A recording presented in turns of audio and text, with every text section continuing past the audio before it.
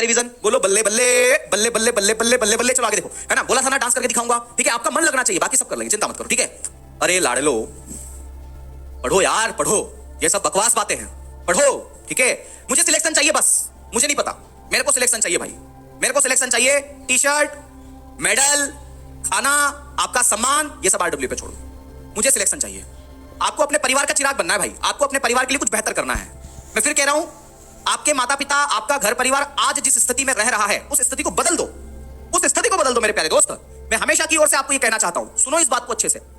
आप क्यों पढ़ रहे हो उसका कारण केवल एक ही है कि आप ये चाहते हो कि आज मेरा परिवार, आज मेरे माता पिता जिस स्थिति से गुजर रहे हैं वो स्थिति कल ना हो, वो स्थिति आने वाले समय में ना हो। उस स्थिति को बदलने के लिए आप मेहनत कर रहे हो। यार आपके माता पिता कितनी मेहनत कर रहे हैं, कितना संघर्ष कर रहे हैं। कोई मजदूरी पर जा रहा है, कोई खुद खाना नहीं खा रहा है और आपको खिला रहा है, आपके लिए प्रयास कर रहा है, साइकिल चला रहा है, मजदूरी कर रहा है, लोगों के यहाँ बंधुआ मजदूरी कर रहा है, नमक मिर्ची से खाना खा रहा है, केवल आपके लिए। तो आपका फर्ज नहीं बनता अपने माता पिता के लिए कुछ बदलाव करने का?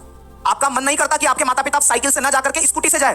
क्या आपका फर्ज नहीं पड़ता कि आपके मम्मी के पास भी बहुत सारी साड़ियां हो, बहुत सारी साड़ियां हो? क्यों वो एक साड़ी में पूरा साल बिता देती है? अरे भाई, बदलाव आप ही से शुरू होगा, बदलाव आप ही से शुरू होगा और आप ही उसके असली हकदार है।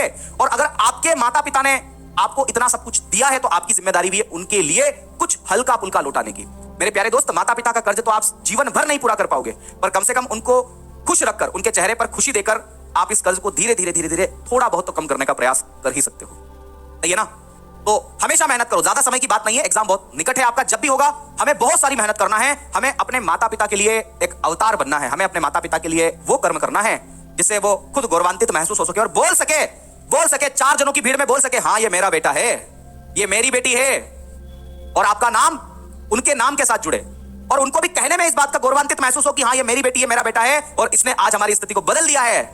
मैं दावे के साथ कह सकता हूं, आपके माता पिता की वो खुशी, वो आंसू बयां नहीं होने देंगे। याद रखना, आपके माता पिता बोल नहीं पाएंगे। एसएससी जीडी के सम्मान समारोह में हम ये बात कई बार देखते हैं कि माता पिता को जब स्टेज पर बुलाया जाता है तो माता पिता बोल नहीं पाते हैं। माता तो और एक बार बोल देती है मेरे प्यारे दोस्त कि हाँ मेरे बेटे ने इतनी मेहनत की, मेरी बेटी ने इतनी मेहनत की। माता तो एक बार और बोल देती है, लेकिन आपका पिता बोल नहीं पाता है, उसके आंसू बोल देते हैं। आपका पिता नहीं बोल पाता है, उसके आंसू बोल देते हैं। पिता की आंखों में वो आंसू आ जाते हैं और वो आंसू बहुत कुछ बयां कर जाते हैं जो वो अपने मुख से बयां नहीं कर पाता है। वो आंसू उस पिता की आंखों से निकले हुए आंसू बयां कर जाते हैं। मैंने देखा है एसएससी जीडी के सम्मान समारोह में, मैंने देखा है कई सारे पिता नहीं बोल पाते हैं स्टेज पर। बोलना तो बहुत कुछ चाहते हैं, लेकिन वो अपने बच्चे को उस मुकाम पर देखते हुए बोल ही नहीं पाते हैं। वो बस उनके आंसू बोल पाते हैं और वो अपने खुशी को बयां नहीं कर पाते। लेकिन आपके पिता बहुत खुश होंगे जिस दिन आप सिलेक्शन ले लोगे, आपके पिता बहुत खुश होंगे। दुनिया का हर पिता यही चाहता है कि उसका बच्चा, उसकी बच्ची आगे बढ़े, उसका परिवार आगे बढ़े, वो देश का विकास करे, वो घर का विकास करे। आपके पिता, मैं बोल रहा हूं, आपकी मां जरूर बोल देगी कि हाँ इसने वो काम किया है, पर आपका पिता नहीं बोल पाएगा। आपका पिता आपसे बहुत प्यार करता है, वो जाहिर नहीं कर पाता है।